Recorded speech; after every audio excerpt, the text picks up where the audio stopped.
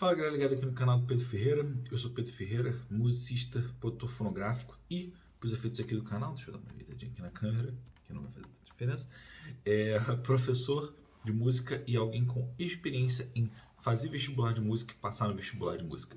E criei esse canal aqui justamente para isso, para conseguir ajudar vocês nesse caminho de fazer o vestibular de música e também para trazer para vocês as ideias e a vivência do que é fazer a faculdade de música. Porque muitas vezes as pessoas simplesmente não dão valor à faculdade de música por ela não ser uma coisa necessária para você ser músico, né? Que nem para ser médico que você tem que fazer uma faculdade de medicina. As pessoas não dão valor à faculdade de música, acreditam que é só uma coisa que, para que eu vou fazer isso? Daí é inútil. Não tem razão para fazer isso. Só que não é assim, pelo menos não é o que eu acredito. Afinal de contas, a faculdade de música tem diversos benefícios, ela tem várias questões que podem ajudar você, como questões de abrir portas, não somente através do networking, né, das pessoas que você conhece lá e podem te indicar para trabalhos e para grupos e tudo mais, além das portas de conhecimento, como áreas de conhecimento que você nem sabia que você poderia se interessar, que você acaba se interessando na faculdade de música, como também ela pode te abrir portas para viver de uma maneira mais segura de música, pelo menos é o que eu acredito, porque ela vai ter certas vagas que só vão abrir se você fizer isso, se você fizer a faculdade de música, só vai poder prestar certos concursos se você fizer a faculdade de música. E é por isso que eu tenho aqui esse canal para ajudar vocês a fazerem isso. Além de, é lógico, também ajudar a passar diretamente no vestibular e trazer conhecimentos de como funciona essa coisa do vestibular. E pensando nisso, eu tenho o quadro de hoje, que é o Parte Cravada, onde eu resolvo as provas antigas das faculdades, de diversas faculdades através do Brasil. E hoje eu trago aqui a prova da UFPR, da Federal do Paraná, de 2019, sendo essa uma prova que eu consegui encontrar e é uma prova interessante porque foi antes da pandemia. Então eu acredito que ela vai ser mais próxima da prova que a gente vai ter esse ano. Logicamente que tem que ver o edital desse ano para ver se mudou, o que se pede, o que se cobra, mas você teria uma modalidade, pelo menos o jeito de fazer, muito mais próximo do que foi, por exemplo, a de 2021, imagino eu, por ser uma modalidade online, né? Ia ficar mais complicado por causa da questão da pandemia, né? Mas enfim, gente. Pensando nisso, a gente hoje vai resolver essa prova. Nesse vídeo que eu provavelmente vou dividir em duas partes, onde a gente vai ver aqui as questões teóricas. Essa é uma prova bem diferente das provas que a gente está acostumado a lidar, porque ela tem certos conhecimentos teóricos que não são somente de aqueles que a gente está acostumado, como escalas e tonalidades e partitura. Tem outras coisinhas aqui, como questões de história da música, aparentemente é cobrado nessa prova. Tá certo, galera? Então, sem mais delongas, a gente já pode ir para a prova aqui agora. E a gente pode ver aqui a primeira questão número 6, e a gente já vai começar a resolver agora mesmo. Questão número 6. O trecho a seguir pertence à peça O Ovo, composta por Hermeto Pascoal e lançada em 1936, lançada em 1967 no disco Quarteto Novo. O exemplo sonoro será executado 2 vezes. Então, essa é uma prova que tem muitos exemplos sonoros, né? Você vai tocando, e tanto que as questões anteriores elas são exemplos sonoros, mas como eu não tenho as gravações e para as outras questões é meio que necessário essas gravações, eu não trouxe aqui. Caso você ache que ainda assim é válido, você comenta isso. Se tem o gabarito, pelo menos fala como é que vai ser, como é que você resolveria. Se você acha isso, comenta aqui embaixo que eu faço, sem problemas, certo, galera? Mas essa questão aqui, em que pese ter o exemplo sonoro, a gente não precisa dele para resolver, porque a gente tem a partitura aqui pra gente. Então, a pergunta é: esse texto é composto em qual escala? E nos dá as opções: maior, escala de tons inteiros, escala octatônica, mixolídia ou menor harmônica. Então, como é que a gente faria para começar essa questão? Bom, ela tem algumas maneiras, né? Você já pode ir vendo, né, ou solfejando o negócio, né, para ver como funciona. Mas eu acho interessante você ver as opções que eles dão. Porque se você for parar para reparar nas opções que são dadas aqui, você vai ver que tem uma característica. Que toda vez que você vê esse tipo de questão de qual escala, você tem que pensar quais são as escalas que elas apresentam alterações na partitura e aquelas que não apresentam. Se você conseguir fazer uma diferenciação legal disso, ou seja, esse tipo de escala, normalmente você vai ter que ter uma mudança na partitura, enquanto esse tipo de escala não. Esse tipo de escala você vai ter só armador de clave e não vai ter mais nenhuma nota alterada. Você vai ter dado um grande passo para conseguir entender qual é a escala que está sendo utilizada de maneira bem mais rápida, sacou? E para isso você pode ver que essas questões, escalas aqui, dá para você perceber esse tipo de coisa. Porque, por exemplo, uma escala octatônica, pelo simples fato de ter que ter 8 tons e a armadura de clave não pode ter, ela não comporta 8 alterações, né, no máximo 7, ela só no máximo 7, eu acredito que sim. No máximo 7, ela vai ter que ter alguma alteração de nota, ou seja, se você visse a partitura, teria que aparecer algum acidente aqui, algum sustenido, ou bemol, um dobrado sustenido, um B quadro, teria que aparecer aqui em algum momento. Porém, não aparece. Então a gente pode cortar a octatônica, porque não tem como você construir uma escala octatônica sem nenhuma alteração, né? Mesma coisa pode ser dita pela escala menor harmônica nesse caso. Quando você tem uma escala menor harmônica, você normalmente faz uma armadura da escala menor em questão e de lá você faz as alterações para fazer a menor harmônica, no caso a sétima, né? Você aumenta a sétima. Então você poderia ter essa situação, mas não é o caso aqui. E a mesma coisa pode ser dita da escala de tons inteiros. Afinal de contas, a escala de tons inteiros ela é uma escala que ela necessita necessariamente de alterações na partitura, porque você não tem como montar ela com pelo menos eu acredito que você não tenha como montar ela, não tem como, com a armadura de clave que tem. E uma armadura de clave que nem essa, principalmente, que não tem nenhum sustenido, nenhum bemol, você não vai ter a escala de tons inteiros, porque ela é uma escala que necessariamente vai não alternar, sabe, um preto e branco, mas ela vai ter notas brancas e notas pretas do teclado, se isso faz sentido para quem já viu alguma coisa de teclado e já entende um pouco do que eu estou querendo dizer com isso. Então, essas são as opções que você pode cortar. Sobe para a gente as escalas maior e mixolydia. Por quê? Porque modos gregos você pode escrever eles. Normalmente, modos gregos você pode escrever de duas maneiras. Você pode escrever um modo grego ou com a armadura de clave da tonalidade parente, ou seja, como nesse caso aqui, se fosse o caso, vamos ver ainda se é, com uma armadura de clave em dó, e aí você escreve em sol mixolídio, ou você pode escrever com a armadura de clave do tom que você tem e faz alteração, ou seja, escreve a armadura de sol maior, e aí só toda vez que aparecer um Fá, porque a armadura de Sol maior tem um Fá sustenido, você bota um B quadro para cancelar. Você tem essas duas maneiras, em geral, de escrever os modos gregos. Ou com a tonalidade parente, ou seja, a tonalidade maior que tem lá e você já escreve normal, ou com a tonalidade maior relativa, né, a mesma da que você vai trabalhar, e faz as alterações na partitura quando for necessário. Beleza?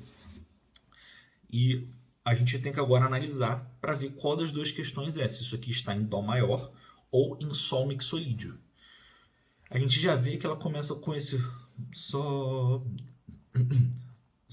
Sol, Lá, Ti, Dó, Sol. Então ela começa indicando para a gente Sol, né? Eu não fiz o ritmo aqui, mas só os tons, né? Então a gente indica para a gente que está em Sol. E lembrando que quando vai nesse Fá aqui, é um Fá B quadro, não é Fá sustenido. Sendo que, se você for reparar, na fraseologia, ela parece muito mais centrada em Sol. Tanto que não aparecem muitos... até aparecem uns dós aqui e ali, mas se você for perceber, ela termina no tempo forte em Sol. Aqui tem uma antecipação, né? Mas também é um Sol. E aqui em Si, começa no Si, que é a terça, né? Também dá uma indicação, né? Si, Sol, né? Então, já indicando, sendo que tem Si, Sol, Ré, arpejo de Sol. Então, a peça está muito em Sol, ela está toda hora indicando que ela está em Sol, de fato.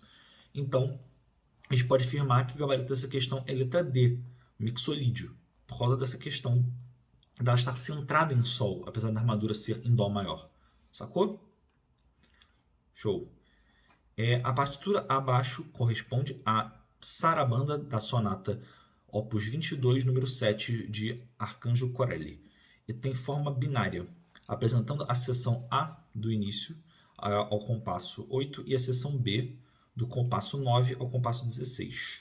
O exemplo sonoro será tocado 2 vezes. Aí vai tocar, né? Mas essa é mais uma daquelas que não precisa tocar para a gente resolver. Beleza? A gente tem que ver, bom, ela indica pra gente, é uma questão de tonalidade versus cadência.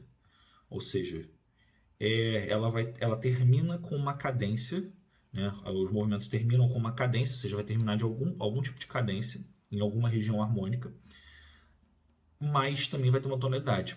E considerando a armadura de clave que a gente tem aqui, a gente tem que ver se ela está em Fá maior ou em Ré menor.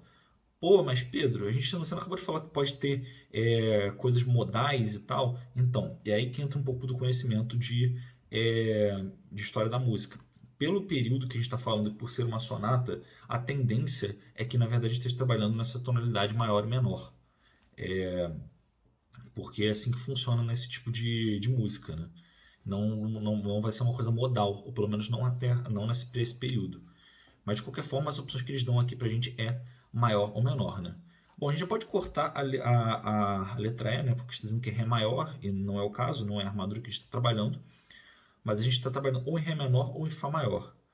E se você for reparar, aparece muitas vezes esse Dó sustenido como alteração. Ok, a gente tem Fá sustenido aqui, a gente tem esse Si que é uma outra, a gente tem outras alterações, mas o Dó sustenido é uma constante, né? Fora que o término da nossa peça aqui do B termina em Ré. Então, indica-se muito que estamos em Ré de fato, porque o Dó sustenido é a sétima, né, a sensível, sétima maior de Ré, indicando que ela está em Ré menor, e aí quando precisa fazer o dominante, usa-se da escala harmônica, né, da menor harmônica que tem o Dó sustenido. Então, dá para afirmar que essa peça está em Ré menor e não em Fá maior, em que pese ter esses momentos com essas alterações, porque são questões de inclinação, são outras questões harmônicas que não competem à questão no momento que a gente está trabalhando. Certo, galera? Bom, se a gente tem isso, agora resta saber a questão da cadência, né? Que ele fala da cadência da seção A, nessas opções. Bom, vamos ver, né? A seção A, ela termina aqui nesse acorde, que é um acorde de... Né? Como só tem duas notas, a gente pode assumir que é um acorde de Lá maior, que é a dominante de Ré. Então, a cadência termina na dominante. Logo, a resposta é letra B. É uma peça que está em Ré menor e a seção A termina com uma cadência na dominante. Deu para entender, galera? Espero que tenha dado para entender. Se não deu, por favor, comente aqui embaixo, porque, né, é bacana para a gente saber. Considerando o texto sonoro executado da obra Kontakte, realizada aqui nos estúdios de Westdeutscher Rundfunk por o compositor Stockhausen, é correto afirmar que a peça é um exemplo de música.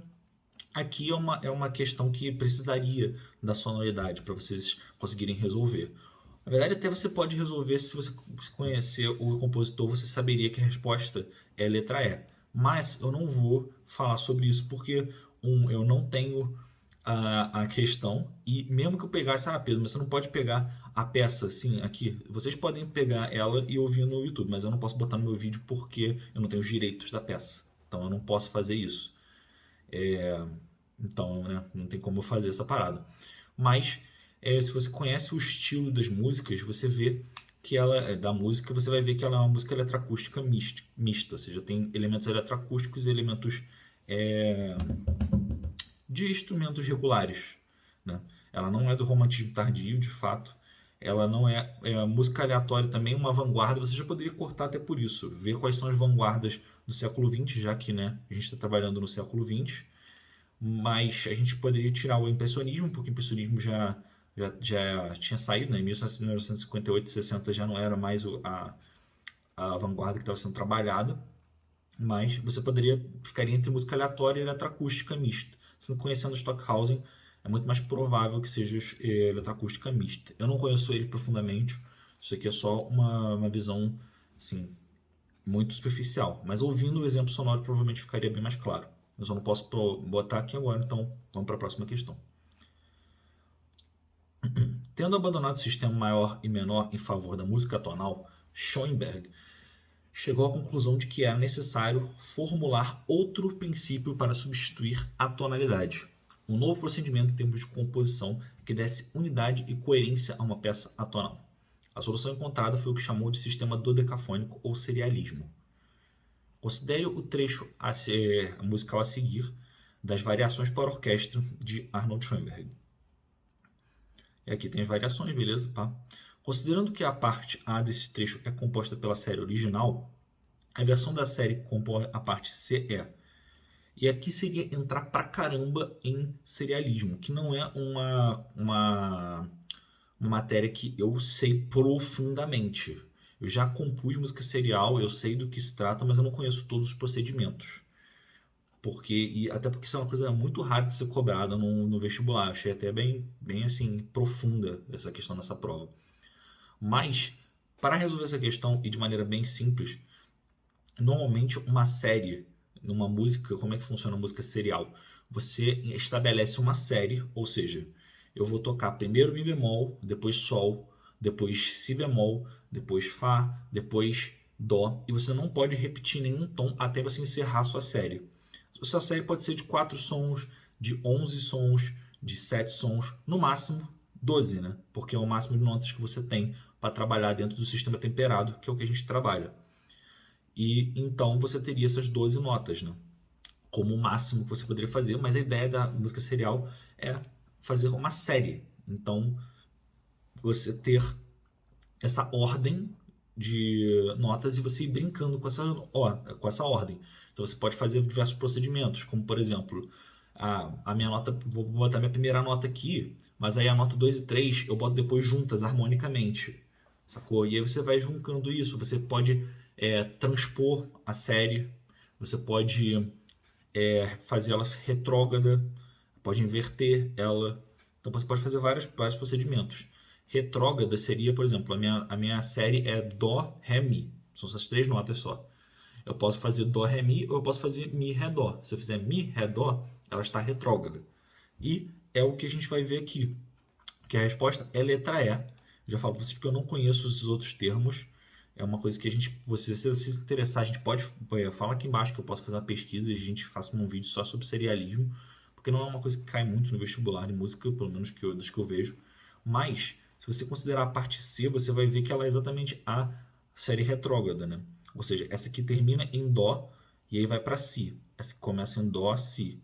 Aí ela depois, né, tem esse Si de novo, então você não conta de novo, porque é a mesma nota, continua a mesma coisa. Vai para Sol sustenido, depois Sol B quadro, então ó, tá batendo. Dó sustenido, opa, bateu aqui, Ré quadro, opa, bateu. E se você for vendo, você vai ver que vai bater bonitinho a série. Ela vai estar justamente ao contrário, reverso, né, do que está acontecendo. E isso é o que a gente chama de retrógrado. Então, por isso que a nossa resposta é a letra E, retrógrada. Bom, ufa. 10.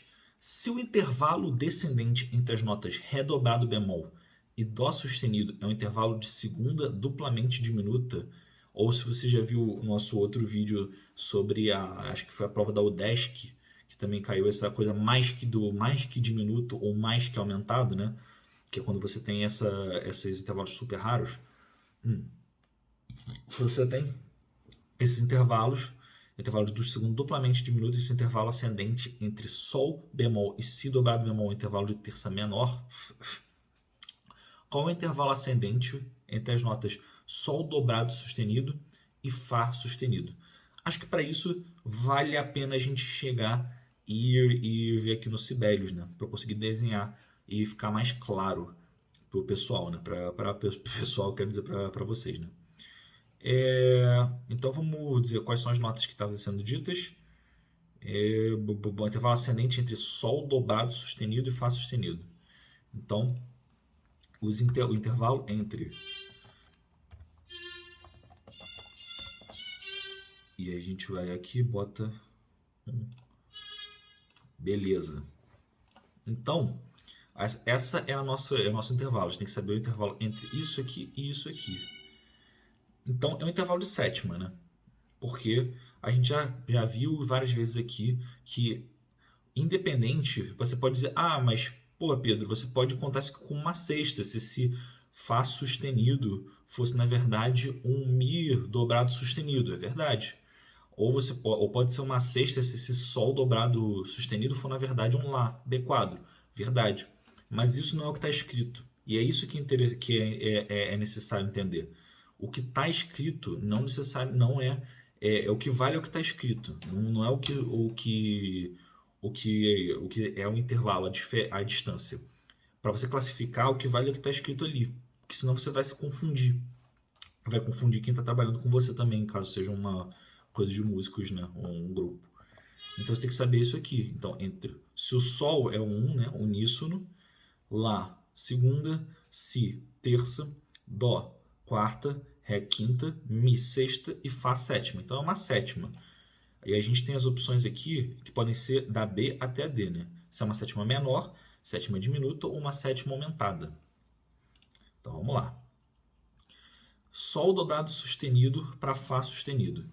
Bom, para Fá sustenido chegar a Sol dobrado sustenido, a gente precisa que esse Fá sustenido ande o quê?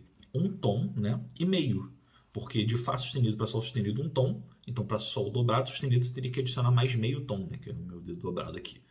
Então, você teria que adicionar um tom e meio. Se isso aqui é um tom e meio, isso quer dizer que essa é uma sétima diminuta. Porque, pensa, se isso aqui é um Fá dobrado sustenido, o que isso iria dizer pra gente? Você diria que de Sol sustenido para Fá sustenido é uma sétima menor, correto? De Sol B quadro para Fá B quadro é uma sétima menor. Ou seja, quando Sol e Fá tiverem o mesmo intervalo, a mesma alteração, o mesmo acidente, se for Sol bemol e Fá bemol, também vai ser uma sétima menor. Então você vai ter um intervalo de sétima menor. Agora, esse Fá não é um Fá dobrado sustenido, é um Fá sustenido, ou seja, meio tom abaixo. Então, de sétima menor, você abaixa meio tom. Então, de sétima menor, vai uma sétima diminuta. E essa é a nossa resposta, que é a letra C. Tá certo? C de certo. Então, essa é a nossa resposta. E para encerrar o vídeo de hoje, né, a gente vai para a última questão, que é, segundo Bennett, Roy Bennett, que é um cara que escreveu um livro que é muito utilizado, o livro de história da música e de orquestra, de questões de instrumentos, é bem bacaninho o livro dele, inclusive. A palavra concerto tanto pode ter vindo do italiano, no sentido de consonância, como também ter guardado seu significado original latino, que é disputa. As ideias de oposição e contraste acentuado levaram à concepção do gênero concerto grosso. Neste, compositores do porte de Corelli, Handel e Bach, Johann Sebastian Bach, opunham dois grupos de instrumento, um pequeno grupo de solistas, chamado concertino, contra uma orquestra de cordas conhecido como ripieno ou tutti. Em qual período estilístico o gênero concerto grosso foi criado? Então, essa é uma questão de história da música, basicamente, né? E aí você vai dizer para mim, pô, Pedro, eu tenho que saber história da música para fazer vestibular de música? Depende do vestibular que você vai fazer, né? Tem vestibulares que não cobram isso, que, sinceramente, eles simplesmente passam batido por esse negócio, que você só precisa saber solfejo, ditado e questões de teoria mais objetivas, mais práticas, vamos dizer assim. Agora, tem provas como essa, né, que pedem aquela questão como a gente viu do Stockhausen, pedem essa questão agora de música, de história da música propriamente dita é forte, mas propriamente dita talvez possa até utilizar. Então a gente tem esse tipo de coisa, sabe? De de questão nessas provas. E é por isso que é importante você ler o edital, para você saber o que vai ser trabalhado, quais são os livros que eles recomendam, porque está escrito aqui, segundo Bennett, provavelmente o História da Orquestra, acho que é esse o nome, do Roy Bennett, vai estar nos livros recomendados. Por quê? Porque vai provavelmente cair uma questão. Assim como, por exemplo, a prova da UFRGS pede que você escute peças e músicas específicas antes de fazer a prova deles, essa aqui pede para você estudar história da música. Então é uma coisa muito particular de cada universidade o que vai ser cobrado. E você tem que estar muito afiado para você saber o que é isso. Porque se eu for falar para vocês aqui o que é isso, a resposta disso aqui, eu não tenho uma resposta explicativa. Eu não tenho uma resposta de tipo assim, por que o concerto é grosso e não um concerto fino? Ele é um concerto, então a gente pode dizer que é romântico e não clássico. Tipo, tudo bem, mas como é que eu vou explicar isso? Como é que eu vou mostrar em qual base teórica? Isso não é base teórica. Isso é simplesmente um fato histórico. E que tá errado, tá? Isso que eu falei foi só um exemplo da minha cabeça. Mas é um fato histórico. Não tem como explicar isso. Simplesmente só dizer para vocês. O que eu posso falar é que se você conhece os compositores, pelo menos, já dá uma boa ajudada para você resolver essa parada. Por que eu estou dizendo isso? Porque reparem, eu não sei direito o que é um concerto grosso, e apesar de ter a definição aqui, né, no caso. Mas você tem a dica que tem aqui, principalmente, é o fato de que tem os compositores Handel e Bach. O Corelli eu nem conheço, pra ser bem sincero. Mas Handel e Bach são compositores muito famosos. E são compositores ligados ao período barroco, que é a resposta correta para essa questão. Então, olha só. Você tem que saber, lógico, para esse tipo de prova, né? As características do período, porque, por exemplo, também poderia perguntar assim: o uso de contraponto e ornamentos é uma característica muito presente, muito mais presente em que tipo de período? E aí tá todos esses períodos aqui iguaizinhos. Também a resposta seria barroco. Mas você teria que saber isso, sacou? Porque isso não é uma coisa que você aprende através de teoria ou de estudo particular, sabe assim, de uma teoria, né? Não tem muita palavra. São simplesmente fatos históricos de como as coisas ocorreram. Só que se você sabe as características das músicas da época e os compositores, você já está uma bela de uma base para se embasar. Né? Base para se embasar foi bem redundante, mas funcional. Assim como a questão do Stockhausen. Você pode não saber o que é música eletrônica mista, mas se você sabe que o Stockhausen é um compositor do século XX e você vê as outras opções que tem lá, você ficaria, tipo, música eletroacústica, uma coisa que só é possível no século XX, porque quando a gente tem eletricidade, né, para conseguir reproduzir as músicas. Então, faria sentido. Sacou? Então, cada prova vai ser muito particular, mas eu recomendo que você leia em provas que pedem história da música, eu recomendo que você leia os livros, o que vai dar um trabalho, mas é uma coisa que é recomendado, principalmente se você não é dessa vivência, porque gente que já é da vivência de tocar música de concerto, provavelmente já saberia disso daqui, porque está acostumado, já deve ter tocado algum bar na vida, já pode ter ouvido falar de um Handel, então é uma coisa também da vivência. Agora, um sambista, por exemplo, poderia ter muito problema com isso aqui, porque isso não é da vivência musical deles. Isso não é um demérito, nem um pouco, por sinal. Isso é só um fato. Não faz parte da vivência musical do sambista ouvir música barroca. E aí, por isso, ele não sabe necessariamente quais são as características dessa música, não sabe quais são os compositores dessa música. Então é bom você se policiar e saber o que você está lidando e estudar especificamente aquilo que a faculdade vai te pedir nesse tipo de prova. Certo, galera? Bom, eu vou deixar por aqui a nossa prova e eu volto na semana que vem com a parte 2 dessa prova da UFPR. A gente já pode voltar para mim aqui agora, né? E eu volto aqui para depois na semana que vem para conseguir fazer a parte 2 dessa prova. Mas de qualquer forma, espero que tenham gostado, espero que tenha sido útil para vocês essa resolução dessa prova. Se foi útil, se não foi útil, se eu falei alguma besteira, porque eu posso ter falado, né? Porque sempre, como são muitos detalhezinhos, volta e meia a gente pode cometer um erro ou outro nessas provas, né? Quando a gente está resolvendo essas provas. mas, por favor, comenta aqui embaixo e compartilhe com alguém que você acha que isso aqui vai achar que vai ser legal, que vai ser útil, que vai ser bacana para essa pessoa que, quem sabe, ela está pensando em prestar para o UFPR e ela não sabe essa questão da história da música, que cai aparentemente fortemente nela. É uma coisa que pode ser útil, tá certo? Então é isso. Sempre lembrando de comentar. Muito obrigado e até a próxima. Valeu!